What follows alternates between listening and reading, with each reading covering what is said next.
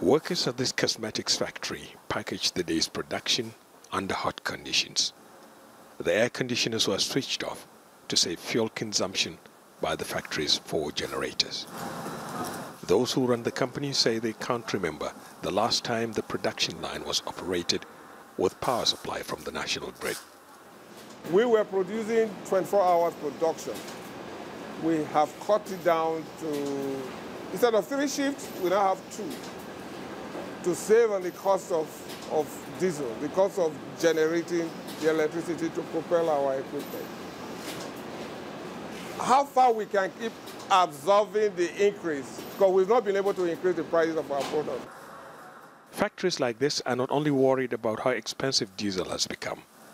Finding enough to power the generators is also a challenge. Despite having 4 refineries, Nigeria, Africa's biggest oil producer, doesn't refine its crude. Instead, it imports. And the recent oil price increase because of the conflict in Ukraine could only mean one thing: diesel and other refined products have become more expensive. Nigeria's electricity grid has failed twice this month. Managers are blaming gas shortages and low water levels in the country's hydroelectric dams. But distribution companies are unable to deliver more than 60% of electricity normally generated for homes and factories. Manufacturers aren't sure how long they will keep their machines running.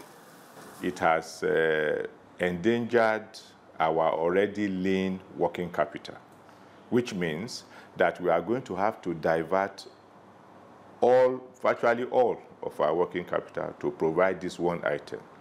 Secondly, it will reduce the use of the installed capacity that we have, because we can no longer run the number of shifts that we run. It will lead to the increase in the cost of our products. Those fears are now real. Prices of industrial goods in the market have increased. Nigeria's current electricity supply is only 4,000 megawatts for a population of more than 200 million people.